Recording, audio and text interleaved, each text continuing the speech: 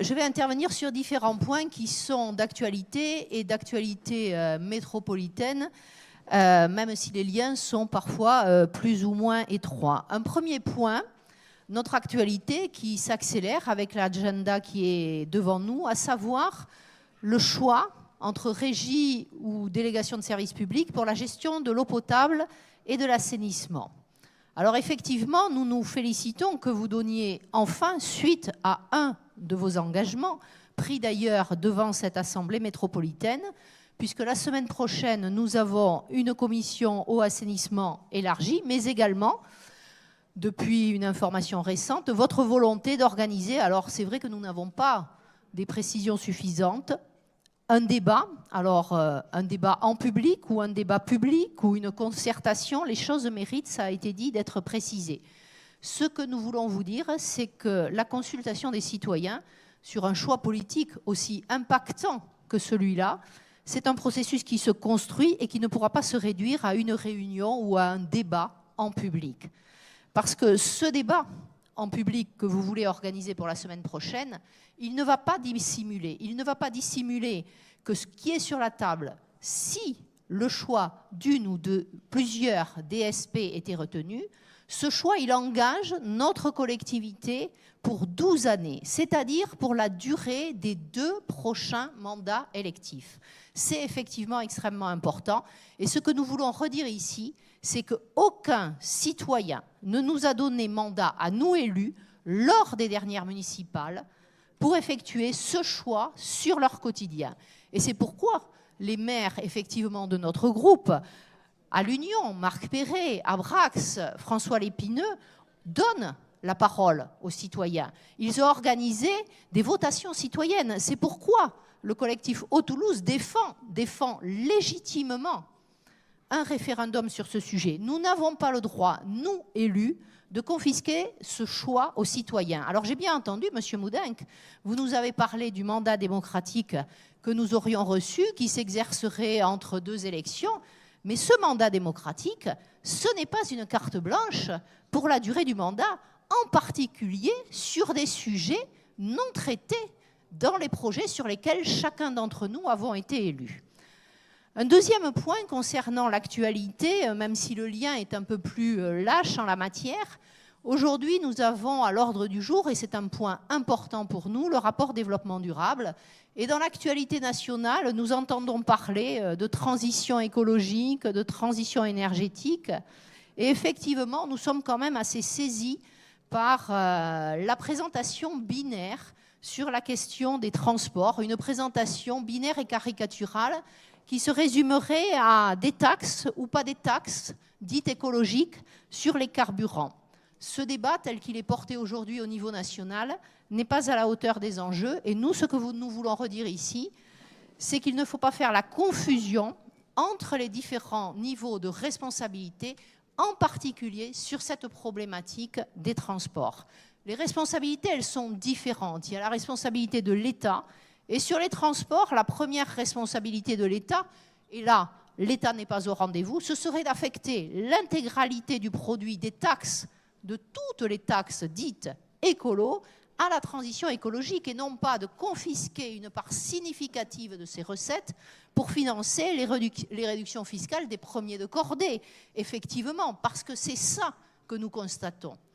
On pourrait aussi se dire, sur un plan qui nous concerne peut-être davantage, que la responsabilité de l'État sur les transports, ce serait peut-être, et je pense qu'il faudra qu'on en parle ici, de ne pas autoriser la Corse à transporter ses déchets à travers la Méditerranée, puis ensuite des bords de la Méditerranée jusqu'à Toulouse, pour venir les brûler ici. C'est inconcevable quand on ose parler de transition énergétique et écologique.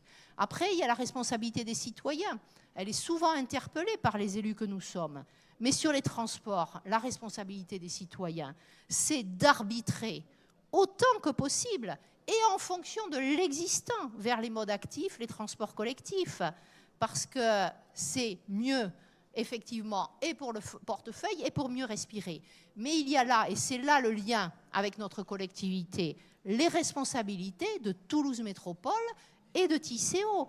Et la responsabilité sur cette problématique des transports de Toulouse Métropole et de Tisséo, c'est de proposer des alternatives aux voitures, de les proposer au plus grand nombre, de les proposer mieux et plus vite.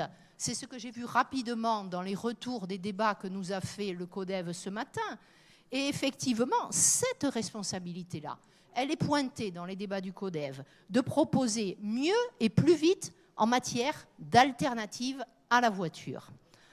Et du coup, nous faisons le lien avec un autre sujet d'actualité. Nous allons débattre aujourd'hui des orientations budgétaires de Toulouse Métropole, et on ne peut pas parler des orientations budgétaires de Toulouse Métropole sans parler des orientations budgétaires de Tisséo, parce que les deux sont étroitement liés. Et d'ailleurs, quand on examine tous les grands paramètres financiers, l'important, ce n'est pas seulement de regarder Toulouse Métropole, de regarder Tisséo, mais bien la consolidation à tout niveau, qu'il s'agisse du fonctionnement ou des investissements, et de la dette également, de ces trois structures qui n'existent pas financièrement les unes sans les autres. Alors c'est vrai, vous avez tenu une réunion sur la prospective financière de la 3e ligne de métro. Nous n'y participions pas tous, donc je suggère effectivement que tous les élus puissent avoir connaissance de ces éléments-là. Mais les premiers que nous avons pu constater, ils sont quand même extrêmement gravissimes. Quelques-uns rapidement, et j'espère que nous aurons l'occasion d'en reparler. L'impact de la contractualisation qui entérine le désengagement de la métropole dans le financement. Un autre risque, le risque d'explosion des tarifs, c'est ce qui est écrit. De fait, les recettes commerciales étant supposées pallier, si du moins notre interprétation, le désengagement réel de la métropole. Et puis il y a aussi des hypothèses que vous posez, pleines d'aléas, comme par exemple l'augmentation du versement transport, effectivement, pleine d'aléas. Et puis le dernier point à ce sujet-là, et là, c'est un point particulièrement important, en particulier pour Toulouse Métropole, c'est l'endettement. L'endettement et la capacité de désendettement de Tisséo en lien avec les indicateurs financiers de la métropole. Donc, en ce qui concerne les finances de Tisséo, qui sont liées à celles de la métropole, tous les voyants sont au rouge. Sur ce projet, en fait, on entérine que d'ici très peu de temps, la progression de l'offre transport va rester extrêmement faible.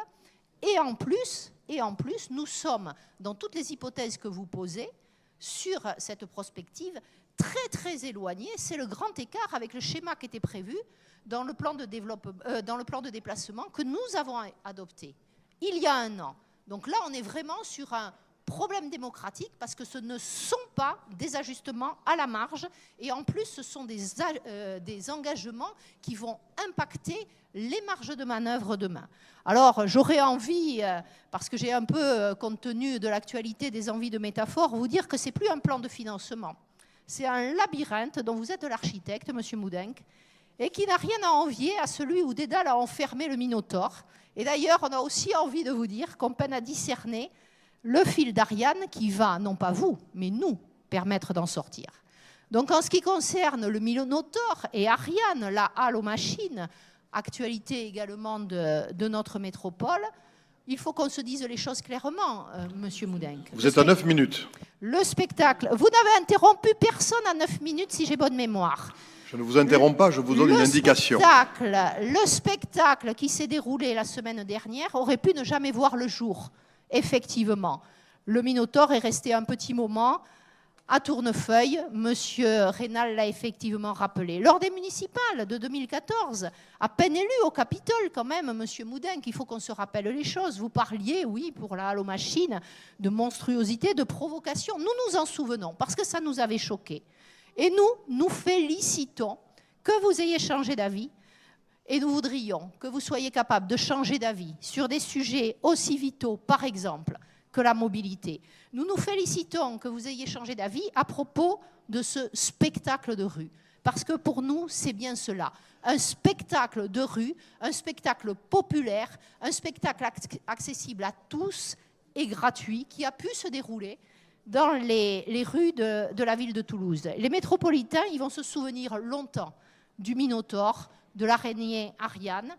Et moi, je ne retiens pas les nombres de personnes qui sont venues exprès à Toulouse, ou les étrangers qui peut-être feront circuler les photos jusqu'au Japon.